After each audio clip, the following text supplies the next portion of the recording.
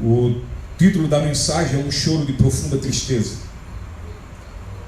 O texto, Lucas 19, 41 ao 48, diz assim: quando se aproximou e viu a cidade, Jesus chorou sobre ela e disse: se você compreendesse neste dia, sim, você também, o que traz a paz. Mas agora isso está oculto aos seus olhos. Virão dias em que os seus inimigos construirão trincheiras contra você e a rodearão e a cercarão de todos os lados. Também lançarão por terra você e os seus filhos. Não deixarão pedra sobre pedra, porque você não reconheceu o tempo em que Deus a visitaria. Então ele entrou no templo e começou a expulsar os que estavam vendendo. Disse-lhes: está escrito, a minha casa será casa de oração, mas vocês fizeram dela um covil de ladrões. Todos os dias ele ensinava no templo, mas os chefes dos sacerdotes, os mestres da lei e os líderes do povo procuravam matá-lo. Todavia não conseguiam encontrar uma forma de fazê-lo, porque todo o povo estava fascinado pelas suas palavras.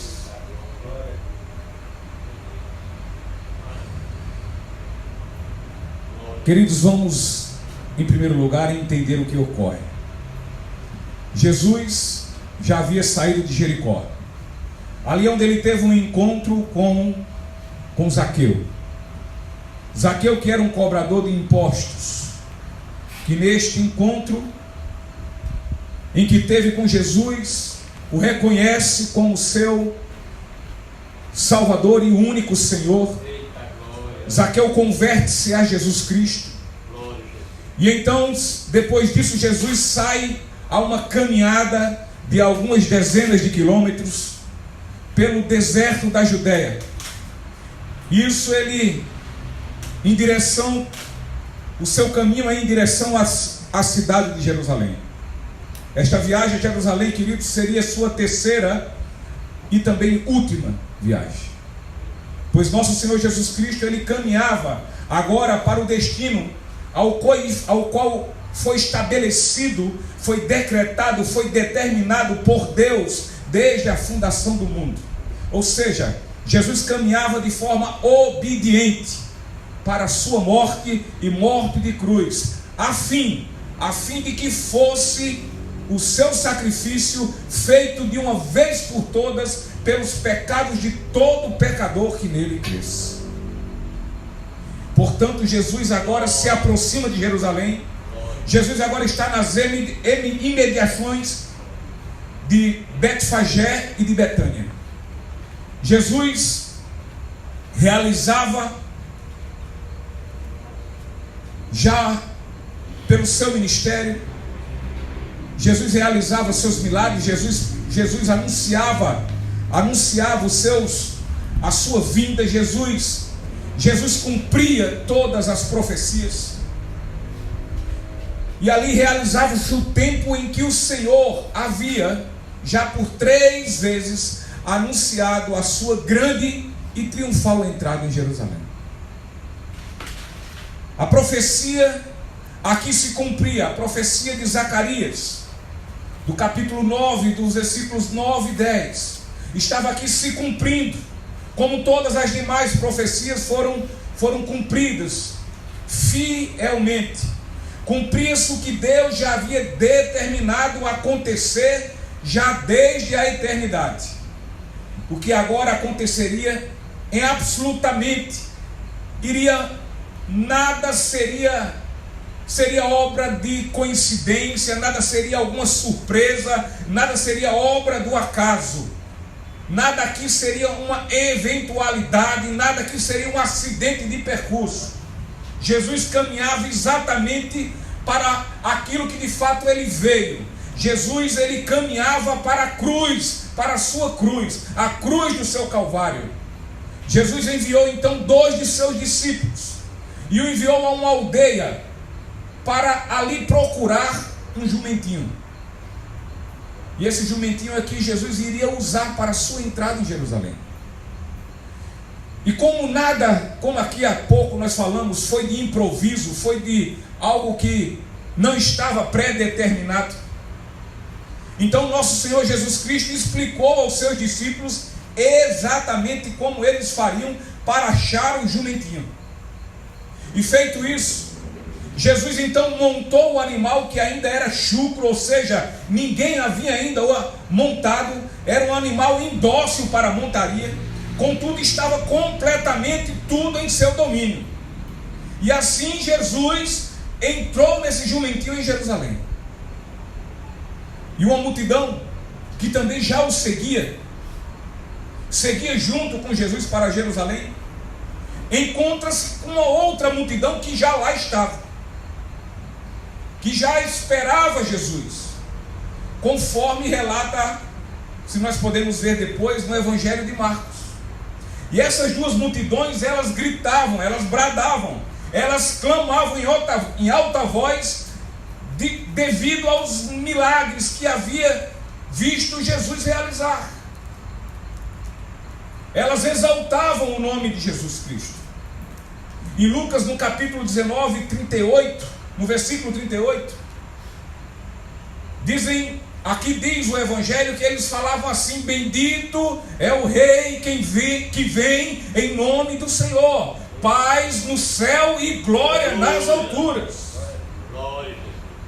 Eles aclamaram a Jesus como Rei. Bendito é o que vem em nome do Senhor, bendito é o Rei. Louvaram, observando que o propósito de sua vinda era paz no céu e glórias na terra. Era paz no céu e glória nas alturas. O Filho de Deus foi glorificado. Diferente do início do Evangelho de Lucas, quando ali os anjos anunciavam o nascimento de Jesus aos pastores no campo, que lá diz assim, Lucas 2, capítulo 14: glória a Deus nas alturas e paz na terra aos homens, aos quais Ele concede o seu favor, a sua graça, a sua misericórdia, a sua compaixão. Então, queridos, devido o Messias, o Filho do Homem, ter sido rejeitado, não havia possibilidade de haver paz na terra. No entanto, devido à graça de Deus revelada pelo seu amor na obra expiatória do sacrifício de nosso Senhor Jesus Cristo na sua cruz, os seres humanos poderiam, mediante a fé, e a fé nesta sublime obra redentora, ou seja, no seu sacrifício, serem estes reconciliados com Deus. E assim, a barreira que existia de inimizade entre os seres humanos, os pecadores e Deus, ela cairia por terra, ela seria completamente destruída, e então passariam estes agora a ter paz com Deus, e desfrutariam para sempre dessa paz com Deus.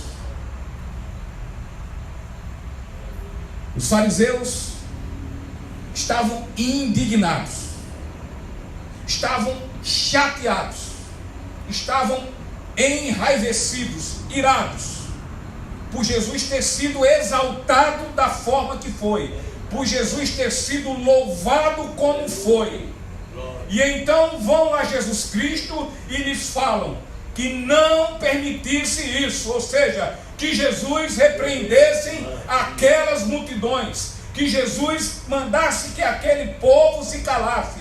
No que Jesus lhe respondeu que nada poderia fazer a esse respeito, pois ainda que Jesus viesse mandar aquele povo se calar, contudo as pedras iriam clamar: bendito aquele que vem em nome do Senhor. Aqui era como se Jesus dissesse àqueles fariseus, aqueles religiosos hipócritas, é como Jesus chegasse, olhasse para eles e dissesse: olha, vocês têm um coração duro, vocês são duríssimos demais, vocês são como pedras graníticas. Meu Deus. Vocês são piores do que isso, inclusive. Seus corações são como de bronze, duros. Contudo, eu quero dizer a vocês, hipócritas, ainda que vocês nada digam sobre quem de fato sou eu, as pedras irão clamar e vão dizer: eis aí o Filho de Deus, bendito aquele que vem em nome do Senhor.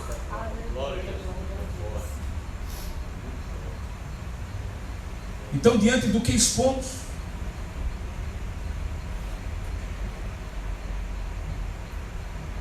venhamos entender, e do que também já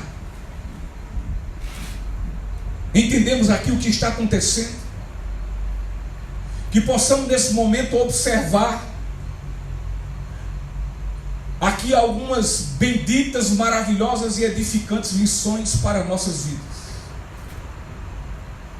E eu quero aqui nesse momento, junto com você, nos prender ao pranto de tristeza de Jesus. Pois neste contexto Jesus chora muitíssimo, copiosamente. Versículo 41 e 42 diz: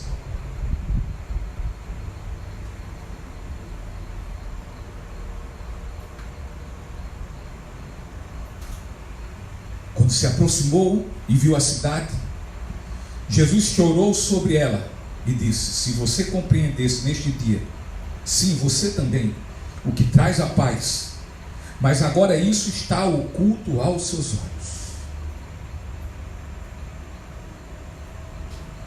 Aqui está nosso Senhor Jesus Cristo, o Messias, o Redentor, o Filho de Deus, em completa tristeza e contrição de coração. A barreira de inimizade poderia nesse momento ter sido ruída se aquele povo tivesse recebido nosso Senhor e reconhecido Ele como o Filho de Deus, tivesse o reconhecido como o Cordeiro Santo de Deus, aquele que tira o pecado do mundo. Se assim tivesse isso ocorrido, a paz entre eles, a paz entre aquele povo e Deus haveria se estabelecido. Contudo, queridos, não foi isso que aconteceu. E assim, Jesus ele proferiu uma triste e uma penosa lamentação, uma dolorosa lamentação sobre Jerusalém, por ter perdido uma grandiosa, preciosa, valorosa e inigualável oportunidade de encontrar-se e render-se diante de Cristo, como assim tem acontecido com muitas e muitas pessoas. Não reconhecer o Filho de Deus como a única fonte de paz para todo ser humano. Não reconhecer o Filho de Deus como o único que poderia estabelecer um tratado de paz entre o ser humano, todo e qualquer ser humano, com Deus.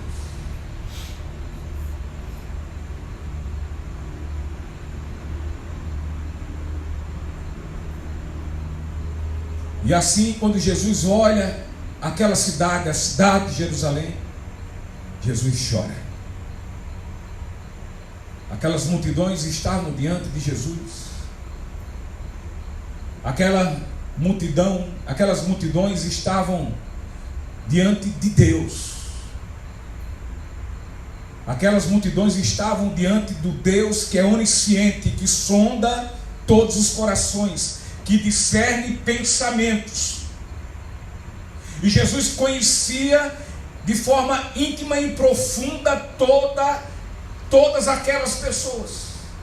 Sabia de todos eles, quem de fato eram, o que de fato em seus corações eles sentiam. Eles sabiam da emoção, eles sabiam dos seus pensamentos, eles sabiam dos seus interesses. Jesus conhecia de fato o interior de cada uma. Jesus sabia como cruéis eram elas, como dissimuladas eram aquelas pessoas. Jesus sabia como hipócritas, falsas, arrogantes, orgulhosas, presunçosas, interesseiras eram todas elas.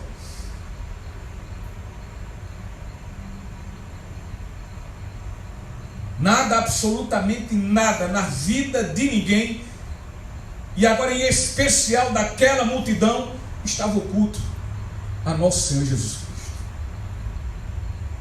A cruz para Jesus era algo tão claro como a luz do dia. Era tão certo como o ar que nós respiramos e precisamos muito dele. Mas também era claro a Jesus Cristo que eram aqueles judeus, eram aquelas multidões que iriam pregá-lo na cruz. Jesus tinha plena convicção que era uma questão de poucos dias. Ele sabia que de forma injusta ele seria julgado. Ele seria julgado também, ele sabia, pelas mãos de gentios, diante das infames, das tristes, das repudiantes acusações que o seu próprio povo faria contra ele. Tudo Jesus sabia. Portanto, tudo, completamente tudo, estava nítido, estava claro diante do Senhor. A traição do seu discípulo Judas, a negação de Pedro, os 3 nãos de Pedro, o abandono dos demais discípulos quando Jesus foi preso, as chicotadas covardes, as chicotadas cruéis, dolorosas, as mentiras que lhe disseram a seu respeito, todas as injustiças, a coroa de espinho, o peso daquele madeiro sobre suas costas, as frepas que saíam daquele madeiro e que adentravam dentro da sua carne, porque seu corpo já havia completamente sido escapelado. Tudo aquilo estava à vista dos olhos de Jesus. O tamanho dos cravos, a pancada da marreta, batendo sobre esses cravos que adentravam os seus membros.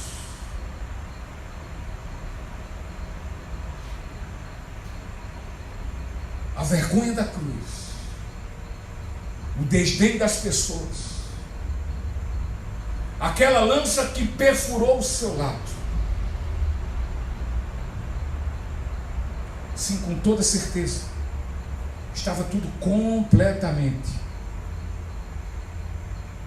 aberto, estava completamente claro, descoberto aos olhos de nosso Senhor. Jesus sabia perfeitamente o que ele iria enfrentar. E ele olhava naquele momento a cidade que assassinou os profetas. A palavra usada aqui no grego, neste versículo, refere-se a algo mais do que chorar, muito mais. Porque Jesus não somente chorou, mas Jesus pranteou em profundo lamento e muita tristeza. É como um choro em soluços. Jesus olhou para a cidade e chorou, E Jesus assim o fez porque tudo o que ele via era motivo de lamento, de tristeza. As multidões clamavam: bendito é o Rei, aquele que vem em nome do Senhor. Elas lançavam suas roupas no chão, elas lançavam os galhos de árvores na estrada para que Jesus passasse por cima. Era um ato de reverência, era um ato de respeito, era um ato naquele momento de exaltação, porque elas clamavam, elas diziam: bendito é aquele que vem em nome do Senhor. Elas batiam palmas, elas gritavam. Entretanto, Jesus para, Jesus olha a todos eles e Jesus chora. Jesus tinha plena ciência de quanto tudo aquilo era mentira. Jesus tinha plena ciência de tudo quanto ali não passava de uma grande hipocrisia. Ele sabia que aquele louvor era falso. Ele sabia que o grito Hosana e bendito em poucos dias viraria outra palavra: crucifica-o, crucifica-o, crucifica-o. Sim, nosso Senhor Jesus Cristo, ele já sabia que aquela grande passeata, que aquela procissão iria culminar no Monte da Caveira, lá no Gólgota.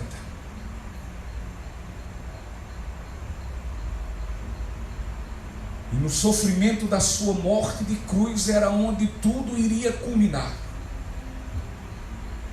Jesus em nenhum momento se deixou enganar com tantos elogios,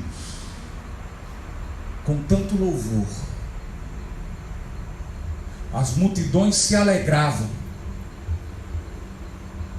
as multidões estavam exaltadas, estavam em polvorosa, cheias de alegria, enquanto Jesus chorava.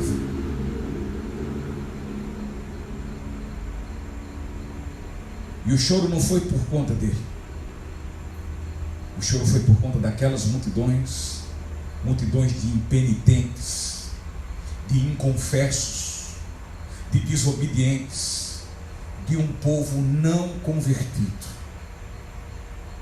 Jesus chorou pela cidade, pelaquela cidade impiedosa, aquela cidade que iria lhe injustiçar, aquela cidade que iria lhe crucificar. Jesus não chorou pelas suas dores, pelo seu sofrimento, pela vergonha da crucificação. E não diferente é o que Jesus faz hoje. Jesus chora. Jesus chora porque ele não se deixa enganar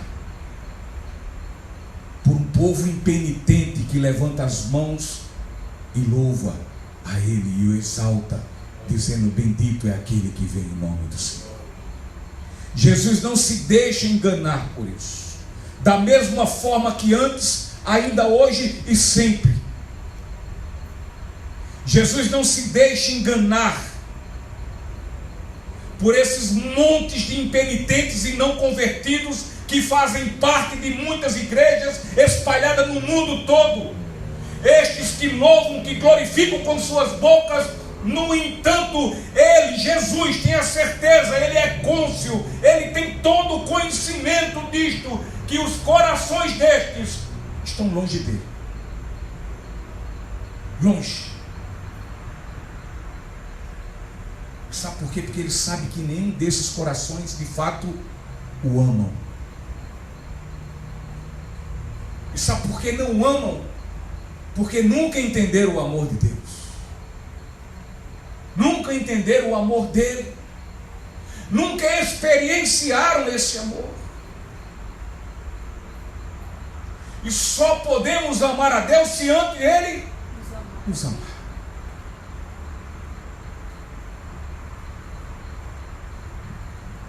É um pensamento bastante equivocado achar que Jesus não se importa com aqueles que não se renderam ao seu amor. Jesus tem interesse por todos os seres humanos. Seu amor é imensurável, é grandioso, é inigualável, é indizível. Seu amor é incondicional. Ele é gigante. É um amor compassivo. E é compassivo ao ponto de amar o mais miserável e depravado de todos os pecadores. Ele ama sem fazer diferença num ou outro. Ele não faz acepção de pessoas. A compaixão de nosso Senhor Jesus Cristo é para homens, é para mulheres, é para crianças, é para rico, é para pobre, é para incultos, é para cultos. Jesus, ele se compadece de todos quanto ainda vivem alheios ao sacrifício do seu amor. Assim como também ele ama as suas verdadeiras ovelhas. Verdadeiras ovelhas. As que ouvem a sua voz. Aquelas que ouvem sua voz e também aquelas que por ouvirem a sua voz o seguem. Seguem os seus passos. Nosso Senhor Jesus Cristo, ele quer que todos se salvem. Isto é, ele quer que se arrependam. Arrependam-se dos seus maus caminhos e compreendam enfim o seu amor, e assim confiem no seu nome e o amem acima de tudo e de todas as coisas. Todo pecador obstinado, contumaz, ou seja, que persiste, que ele é impenitente, ele não se arrepende.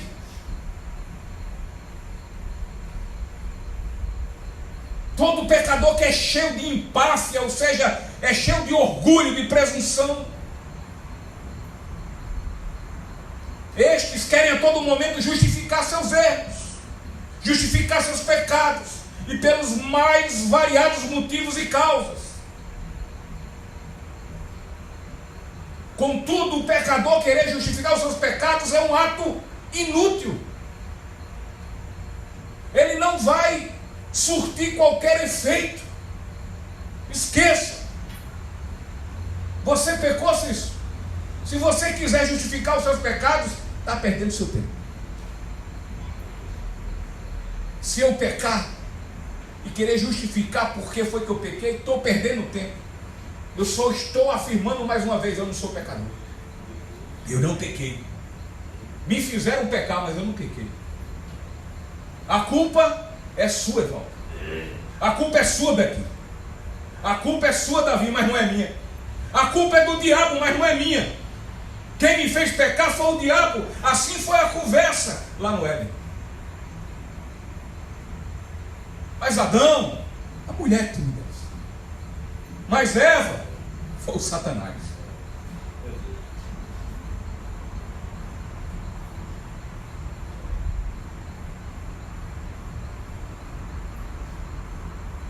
Não tem qualquer efeito. Nós somos incapazes de nos justificar.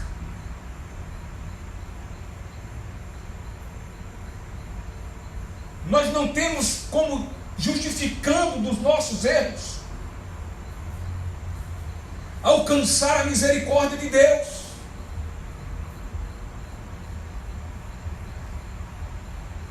A Bíblia diz que sem arrependimento esqueça a salvação.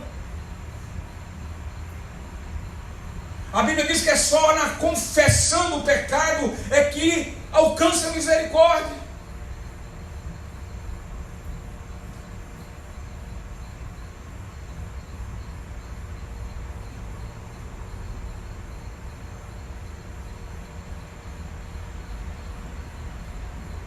Um cristão que demonstra omissão, um cristão que demonstra indolência e completa indiferença quanto às suas vidas,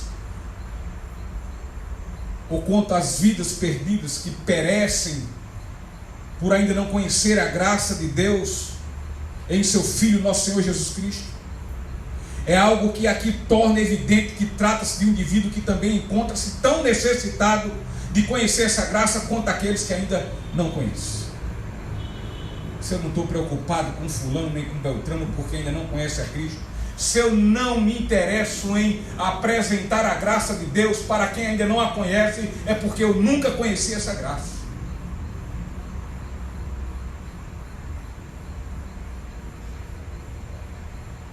Ou seja, é mais um cristão nominal. Cristão nominal quer dizer no nome só, não é na essência. É mais um cristão nominal que está cheio dentro das igrejas.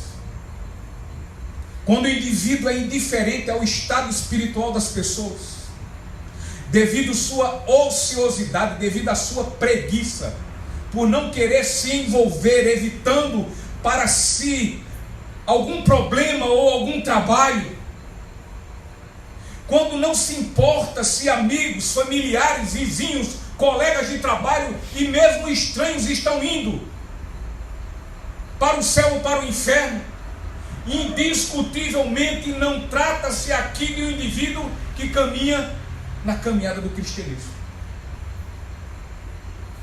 Alisson, sobe um pouquinho, por favor.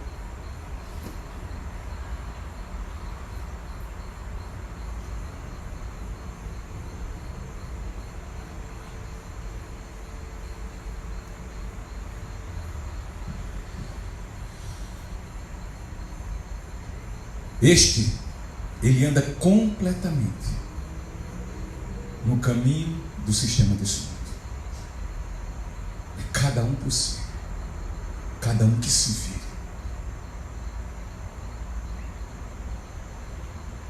Ou seja, esse indivíduo ele não pode ter ainda percebido e entendido a misericórdia, a compaixão e o amor de Deus na pessoa do seu Filho Jesus Cristo.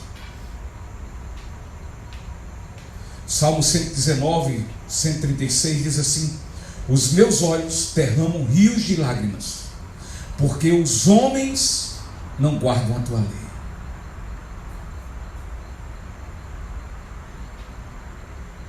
Um indivíduo, quando de fato tem experiência do amor de Deus, e que sente tristeza pelas almas que ainda não conhecem esse amor, ele vai ter que falar como Davi.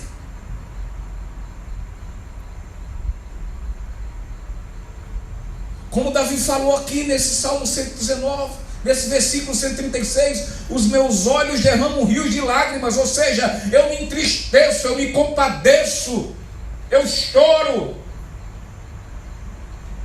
por todos quanto não dão a mínima para Deus.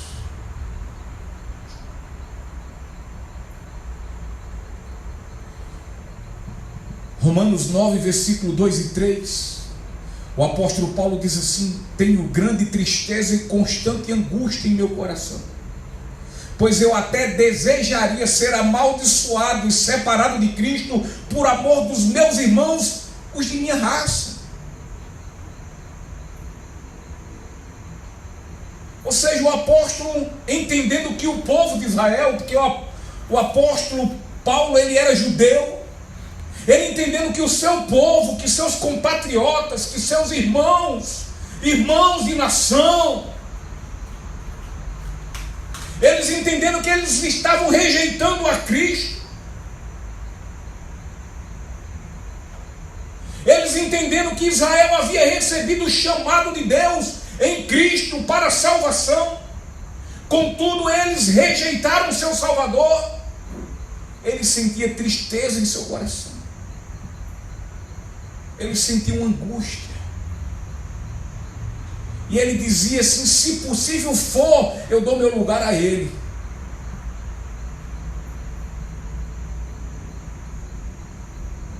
Tal a vontade que ele tinha que os seus compatriotas, que os seus irmãos da nação, os seus irmãos israelitas, os seus irmãos judeus encontrassem a Cristo como ele, por ele foi encontrado.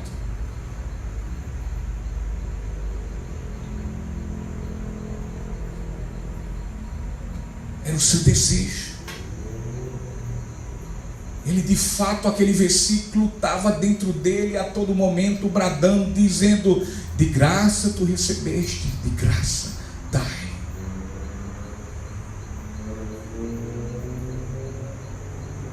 Paulo, em sua carta aos Romanos, ele declara essa forte e abnegada forma de demonstração de amor humano. Um homem que se coloca à disposição de morrer pelos amigos, para que eles conheçam a Cristo. João 15, versículo 13 diz: ninguém tem maior amor do que aquele que dá a sua vida pelos amigos. Vemos também a manifestação de Paulo como um homem pecador, aquele que foi alcançado de forma imerecida pela graça de Deus, ele assumindo a sua responsabilidade pela conversão de pessoas do seu povo, não de convertê-los, mas de apresentar a eles Cristo. Ele chamou para si essa responsabilidade. Ele entendeu que da forma como Cristo a ele se apresentou, ele também deveria levar essas pessoas a Cristo, para que Cristo a este se apresentasse também.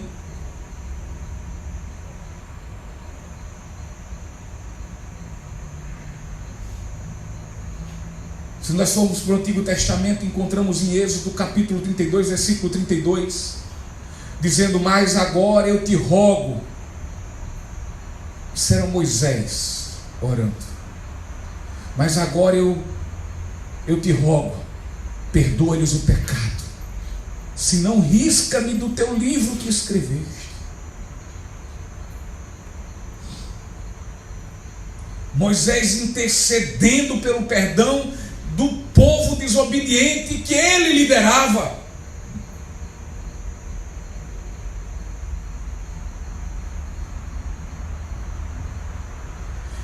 Ele dizia: Senhor, fala com esse povo, perdoa-lhe as suas desobediências, as suas impenitências, perdoa, Senhor, esse povo, eu rogo por eles. Se for possível, risca o meu nome, mas escreve o deles no teu livro.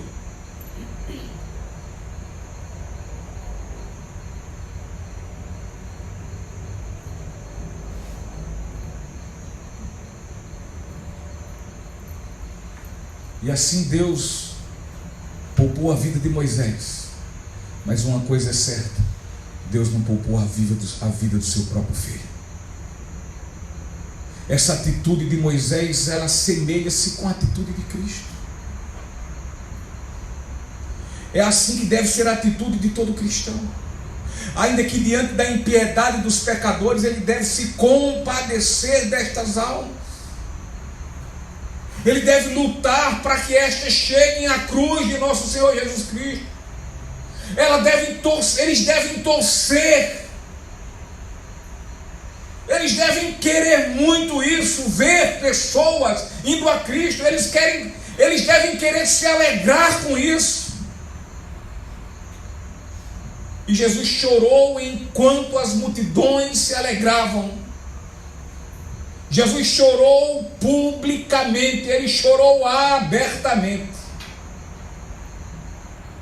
Ele chorou o seu lamento em alta voz, como um choro de funeral, como um choro de alguém que havia morrido, porque Jesus olhava para aquela multidão e via mortos, defuntos.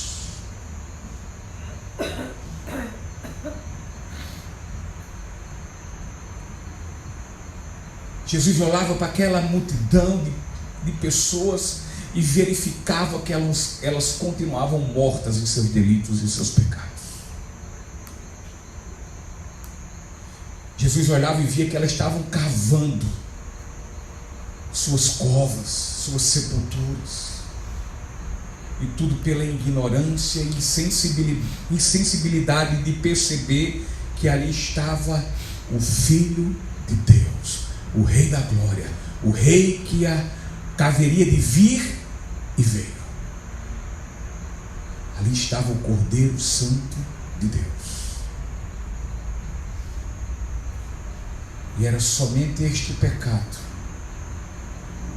E é só este pecado que separava o povo de Deus e separa ainda qualquer ser humano de Deus. É não ter Jesus como de fato e de verdade o seu Senhor e o seu Salvador. O profeta Jonas, quando ele olhava para Nínive,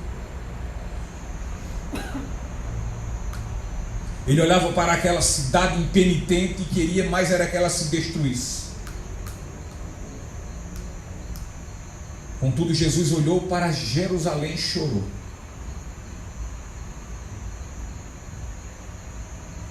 Pois ela mesma preparava a sua própria destruição. A ignorância e terrível ignorância foi a ruína, foi a destruição de Israel. Jesus chorou e disse, versículo 42, se você compreendesse neste dia, sim, você também é o que traz a paz. Eles não compreenderam, e por não compreenderem, não puderam conhecer quem deveriam e necessitavam conhecer. Ali estava a cidade dos profetas, ali estava a cidade dos mestres da lei, ali estava a cidade dos pastores de Israel, ali estava a cidade dos escribas, dos doutores. No entanto, aquela cidade estava morrendo, e aquela cidade seria destruída por falta de conhecimento. Conhecimento de quem? De Cristo.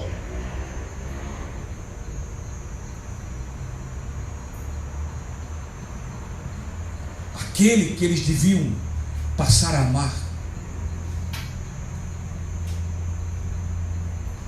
vieram a odiá-lo terrivelmente, desprezar as Escrituras e não temeram a Deus. O desprezo às Escrituras, o desprezo ao Evangelho culmina no pior dos pecados, culmina na incredulidade, culmina na desobediência obstinada.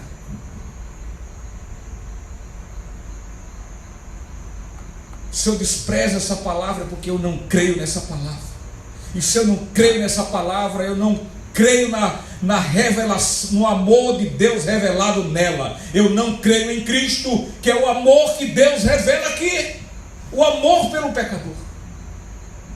Isso é incredulidade.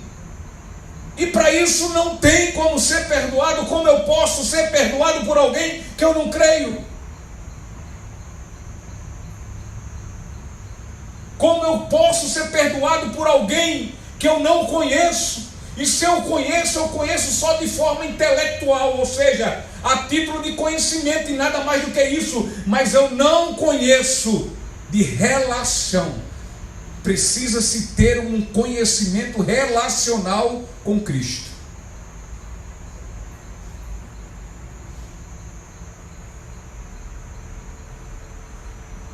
Este desprezo que houve com Jesus, ele mesmo falou em João 3,19, quando ele disse: este é o julgamento. A luz veio ao mundo, mas os homens amaram as trevas e não a luz, porque as suas obras eram más. Jesus disse: se vocês compreendessem neste dia, se vocês também, o que traz a paz, eles estavam levando, eles estavam entrando com Jesus, eles estavam conduzindo Jesus, debaixo de louvor, de exaltação, ali estava a paz que iria estabelecer, que ia derrubar a parede de inimizade com Deus. Mas eles não entendiam assim.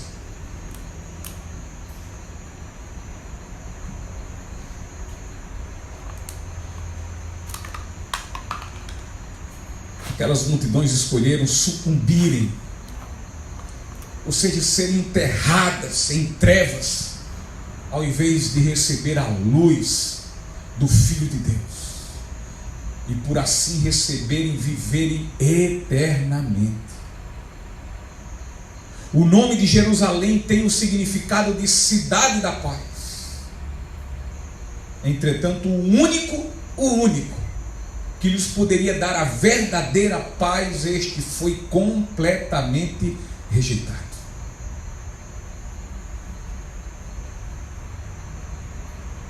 Rejeitaram o príncipe da paz. Jerusalém depois foi invadida, e olha, foi terrível a sua destruição.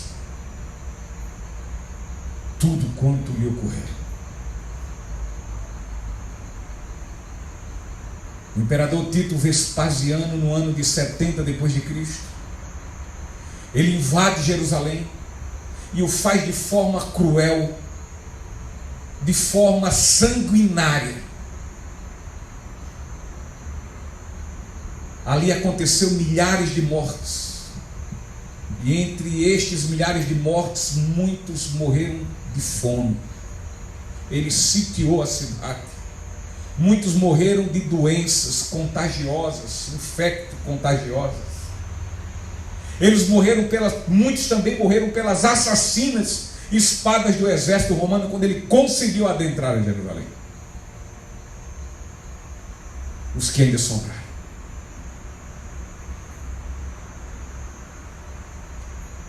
Diz que nesse momento em que aquela cidade encontrava sitiada, cercada, para não morrerem de fome, eles comiam as carnes de seus filhos que já haviam morrido, que já haviam padecido.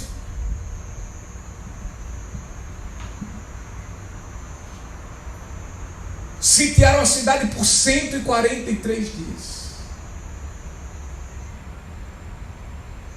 Alguns que iam morrendo eram jogados por cima do muro. E o imperador Tito, quando invadiu aquela cidade, ali havia, segundo a tradição, segundo a história, havia um grande número de cadáveres, todos já em estado de putrefação, todos podres, carcomidos.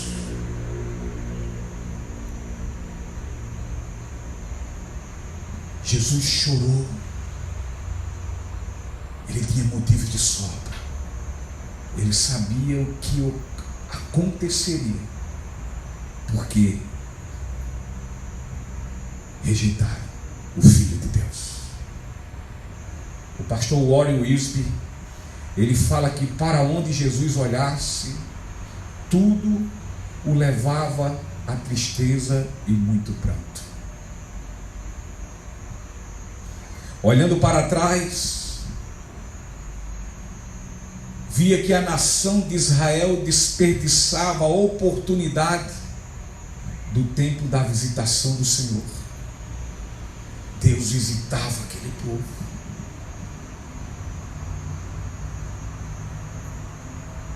Quando Jesus olha para dentro, ali via a plena incompreensão. Quando ele olha para dentro, discernindo os pensamentos, as vontades, como Hebreus diz. Quando ele olha para dentro, ele vê quão incompreensível está sendo a sua presença aos olhos daquele povo.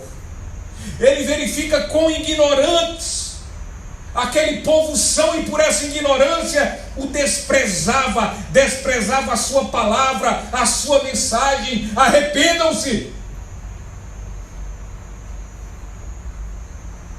Desprezavam o quanto desprezaram os profetas que vieram antes dele e que foram mortos por aquela cidade.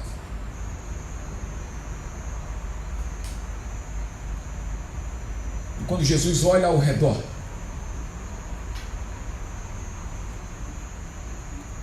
Jesus só enxergava uma coisa: Betânia. pertinho. Era muita religiosidade e nada mais do que isso. Nada mais do que isso. Eram ritos. Eram cultos.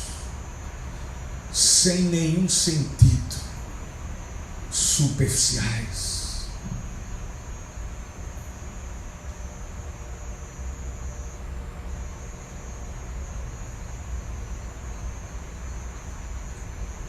Era uma fé superficial que não salvava ninguém.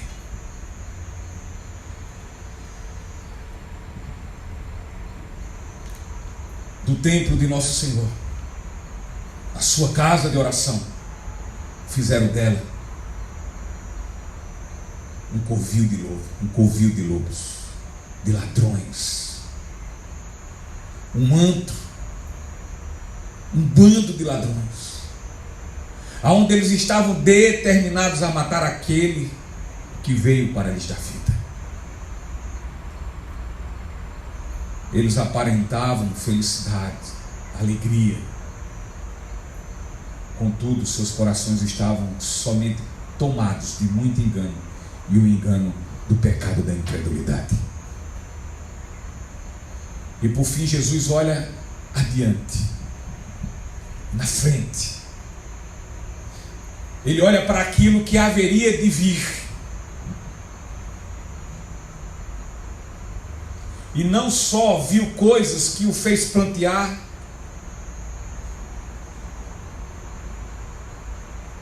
mas que também o fez sentir dores de tristeza, porque Jesus viu um massacre que aquele imperador cruel, Tito, iria fazer sobre aquele povo para quem ele veio com amor. Ele viu o julgamento que haveria de vir sobre aquela cidade, porque desprezou o seu Salvador.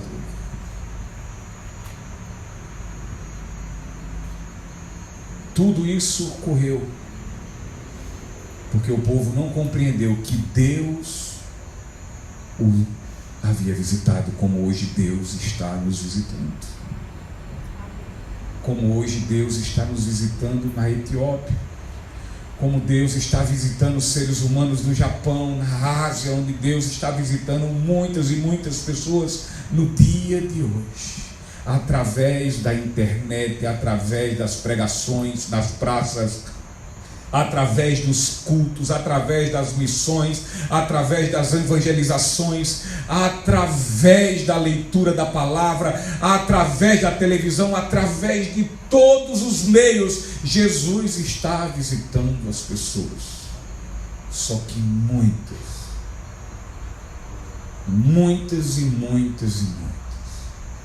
estão rejeitando como esse povo rejeitou. E o final, haverão de encontrar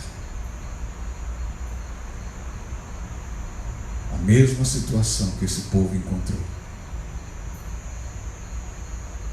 Agora, quando Jesus voltar, no dia do seu juízo, para julgar vivos e também mortos. Jesus veio para aqueles que eram seus, mas os seus não o receberam. No julgamento de Jesus, a pergunta de Pilatos foi muito clara àquele povo judeu.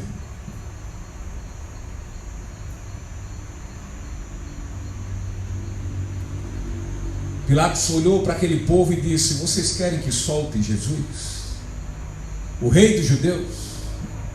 A resposta foi objetiva: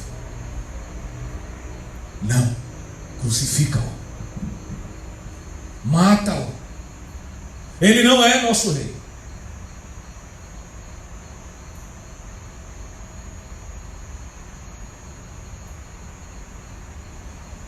João 3,16 diz assim: porque Deus tanto amou o mundo, que deu o seu Filho unigênito, para que todo que nele crer não pereça, mas tenha a vida eterna. Louvor.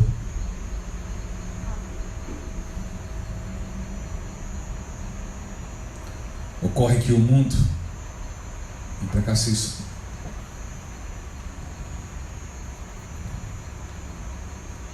ocorre que o mundo tem rejeitado aquele que Deus tanto ama, aquele que Deus enviou. O mundo tem preferido as trevas do que a luz. O mundo quer viver sob os escombros das trevas do que quer viver na luz, aquele que dissipa toda a treva. O mundo tem preferido estar escravo do mundo. E Jesus veio para libertar o mundo. Mas o mundo tem preferido, sabe o quê? O príncipe das trevas do que o príncipe da paz. Prefere a morte do que a vida. E por isso Jesus tem chorado. Jesus tem chorado pelos incrédulos religiosos, por aqueles que dizem lhe conceder atenção, por aqueles que dizem ter a Ele fé, por aqueles, Jesus tem chorado por aqueles que têm dito a eles que conhecem a Ele, contudo dele nada sabem. Tem muitos dizendo: eu conheço Jesus, mas não sabem nada sobre Jesus.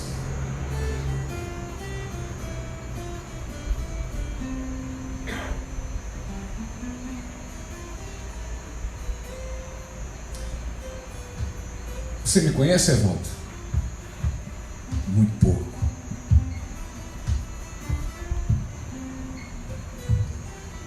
Nem eu te conheço. Conheço pouco. Para que nós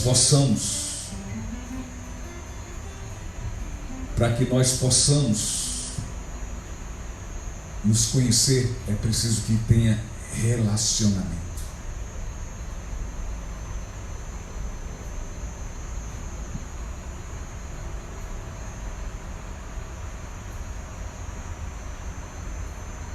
Muitos dizem conhecer a Jesus, mas nada sabem dele.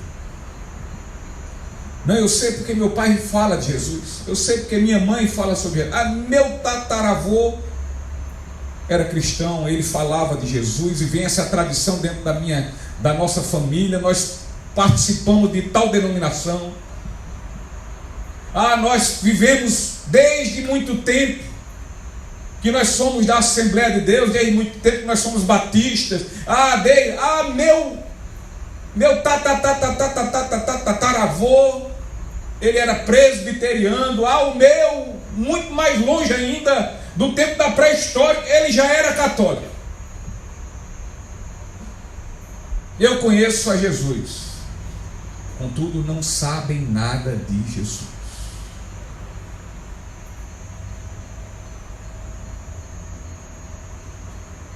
Dizem conhecer o seu amor, mas nunca experimentaram o seu amor.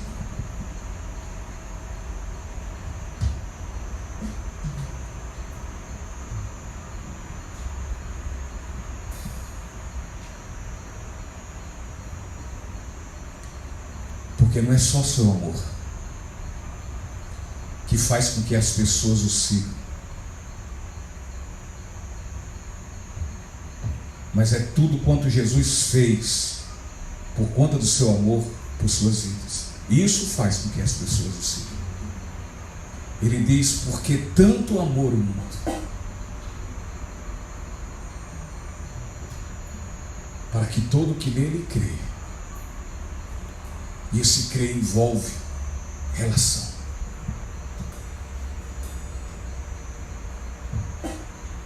Jesus chora porque amou e tem amado sua igreja, mas a igreja não tem correspondido ao seu amor na relação com ele e com o próximo e com os necessitados da graça.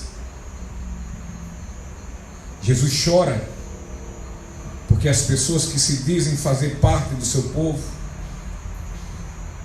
e dizem que o ama, entretanto não nutrem este amor pela sua palavra que revela a forma de adorá-lo e de amá-lo.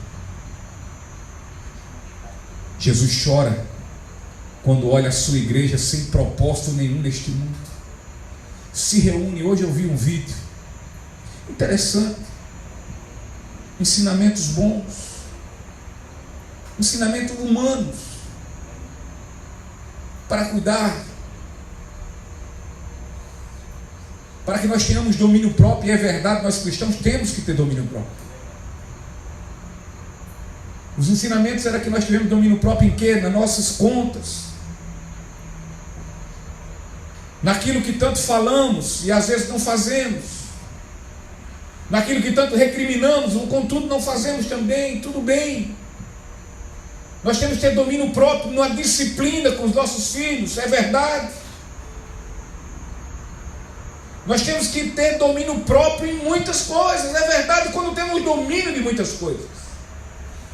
O fruto, domínio próprio, é fruto do Espírito, ou seja, quem tem o Espírito Santo deve, na sua vida, colocar em prática esse domínio próprio. E o princípio de botar em prática esse domínio próprio é sempre estar atento. Sempre estar atento. Aquilo que é vontade de Deus e que não é, e foi dito nesse vídeo. Teve essas partes boas.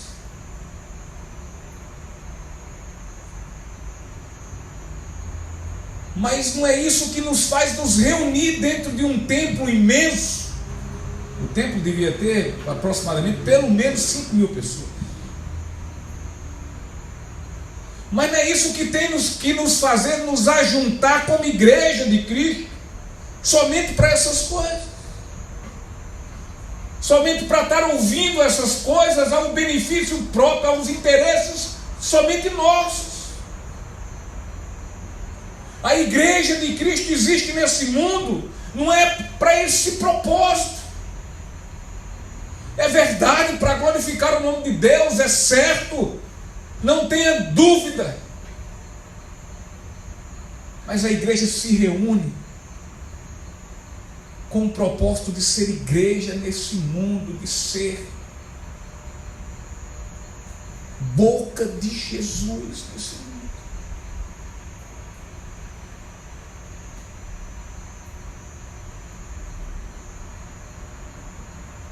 Ela precisa corresponder ao amor de Deus, com relação ao próximo, com relação àqueles necessitados da graça. E Jesus chora porque as pessoas que se dizem fazer parte do seu povo e dizem que o ama, entretanto não nutrem este mesmo amor pela sua palavra.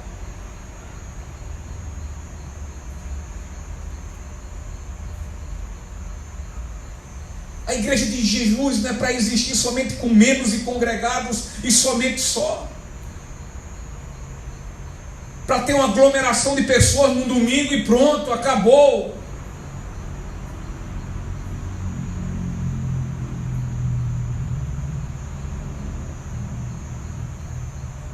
Jesus, ele chora e olha a sua igreja sem propósito neste mundo. Uma igreja que tem membros, que tem congregados, contudo tem quase nada de discípulos. Quase nada. E também de discipuladores. Jesus chora quando olha a falta de respeito e de reverência nos cultos que deveriam ser somente para Ele e só para Ele. Jesus tem tido inúmeros motivos para chorar. E aí fica a pergunta: na minha e na sua vida, quando Jesus observa nossas vidas, Ele tem enxergado motivos para chorar?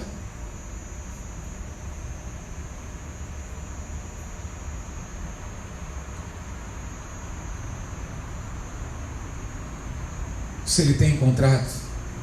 Mas lembre-se de uma coisa: ele não voltou atrás em morrer como sacrifício para o pagamento do pecado de todo quanto nele crê.